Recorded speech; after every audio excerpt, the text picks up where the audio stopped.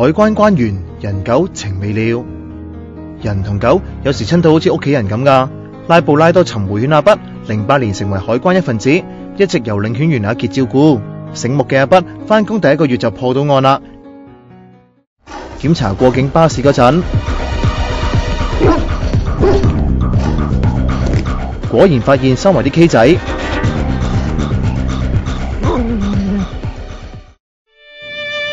今年初，阿畢突然好唔舒服，之後一度好返㗎，點知幾日之後再病發。喺2月，因為腹膜炎引致併發症病逝。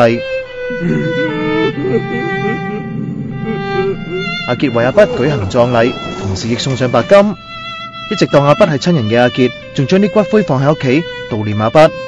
由於阿傑自己養嘅狗舊年亦都已經離世，佢唔想再面對另一次傷痛，於是申請調離狗隊。但呢段人狗情就永遠留喺阿傑心中。